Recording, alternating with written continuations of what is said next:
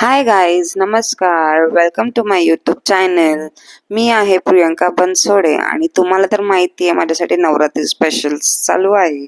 So आजची recipe असणार आहे उपवासाची ऑइल फ्री कचोरी आणि त्यासाठी लागणारं साहित्य असणार आहे बटाटे 4, पनीर, शेंगदाण्याचं कूट, राजगिराचं पीठ, शेंगाड्याचं पीठ, तेल, हिरव्या मिरचीचं वाटण, मीठ.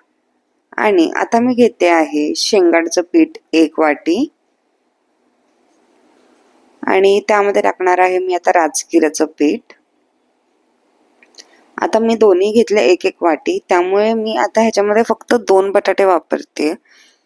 जास्त बटाटे नाही वापरते, फक्त 2च म्हणजे एकच बटाटा वापरते, पण मी त्याला कट केलं त्यामुळे ते 2 स्लाइस दिसत आहेत त्याचे. सॉरी त्याच्यासाठी. आणि आता त्यात हिरवी मिरची टाकली आहे आणि चवीनुसार मीठ आणि त्याला मस्तपैकी आता मॅश करून घेणार आहे मी. त्याला मॅश करून झाल्यावरती एवढं लक्षात ठेवायचं आहे की पाणी आपल्याला वापरायचं आहे याच्यामध्ये, पण पहिलं पिठाला पूर्ण त्या बटाट्यामध्ये मॅश करून घ्यायचं. तो बटाटा पूर्ण त्या पिठाला कोट करून घेईल, त्याच्यानंतर आपल्याला पाणी टाकायचं आहे. सो आता ह्याच्यामध्ये मी ते टाकणार आहे शेंगदाण्याचा कूट. जेव्हा मी पूर्ण बटाटा पिठामध्ये मॅश करून घेईल तेव्हा आता शेंगदाण्याचा कूट पडेल त्याच्यामध्ये. टपक पडलंय आणि जेवढं लागेल तेवढंच घ्या. आणि आता मी त्यामध्ये थोडंसं पाणी टाकते. त्याला जास्त घट्ट पण नाही मळायचं आणि जास्त पातळ पण नाही मळायचंय. त्याला एवढं कन्सिस्टन्सी मध्येच ठेवायचंय तुम्हाला. असंच झालं पाहिजे. आता बघा मी रोल करून दाखवते तुम्हाला. बघा असं झालं पाहिजे. आणि मी थोडंसं तेल लावणार आहे त्याला आता. आणि आपल्याला थोडं तेल ठेवायचंय रोल करताना लावायला, कारण की हे पीठ खूप चिकट असल्यामुळे त्या हाताला चिकटतं. म्हणून तुम्हाला दर टाइम तेल लावावंच लागणार हाताला.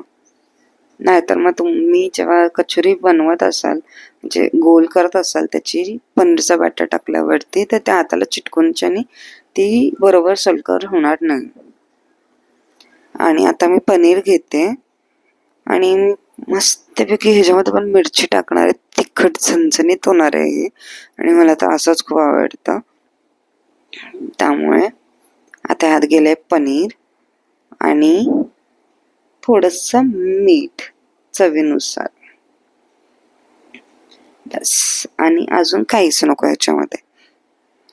आता माझी मम्मीचं आहे की उपासाला फक्त ह्या एवढ्याच छोट्या छोट्या बेसिक गोष्टीच वापरायच्या. ती त्यामध्ये ना टोमॅटो वापरते, ना जिरं वापरते, ना कोथिंबीर वापरते. बरीच लोक वापरतात. मग तुम्ही ते सगळं यूज करू शकता, म्हणजे चटणी बनवू शकता टोमॅटोची किंवा ह्याच्यामध्ये जिरं टाकू शकता. बट माझी मम्मी नाही वापरत, तर मम्मी नाही टाकत त्याच्यामध्ये जिरं वगैरे.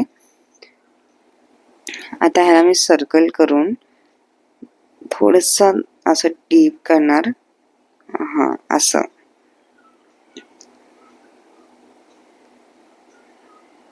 असं झालं की त्याच्यामध्ये थोडंसं पनीरचं बॅटर टाकायचं.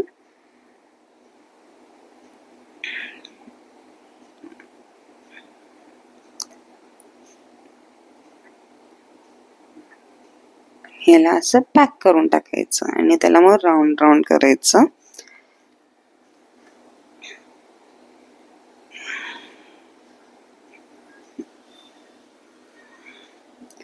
असं झालं की ही कचोरी रेडी झाली.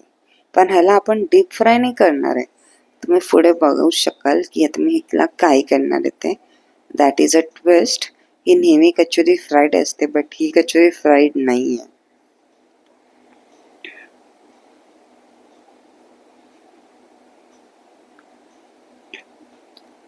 नवरात्री बोलल्यावरती आपण बऱ्याच ऑइली गोष्टी खातो आणि मला तर ऑइली गोष्टी खूप आवडतात.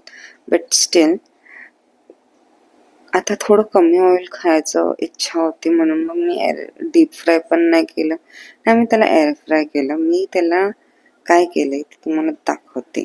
Just wait and watch.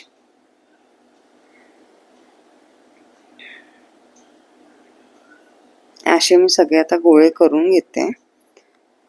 प्लेटमध्ये का हे एवढे गोळे मी बनवले आणि आता मी ह्याला आप्प्याच्या भांड्यामध्ये करणार आहे. आता त्यामध्ये मी थोडंसं तेल टाकणार आहे जेणेकरून ते आप्प्याच्या भांड्याला चिटकू नये म्हणून. आणि आता मी ते गोळे एक एक करून सोडणार याच्यामध्ये. आणि 1 मिनिटापेक्षा जास्त त्याला झाकून नाही ठेवायचंय. 1 मिनिटच झाकून ठेवायचंय आणि मग त्याला टर्न करायचंय. थोडंसं तेल घेतलंय मी चमच्याला, कारण की ते स्टिक होऊन जाईल नाहीतर चम्मचला. हे झालं, मी सगळे टर्न केले आणि रेडी टू सर्व. तुम्ही बघू शकता मी वरती कट करून ठेवलंय. आतमध्ये पनीरचं बॅटर कसं दिसतंय त्याच्यामध्ये. आणि ही रेसिपी नक्की बनवून बघा, खाऊन बघा, खूप मस्त लागते. आणि thank you for watching my YouTube channel. भेटूया लवकरच विथ न्यू रेसिपी. बाय.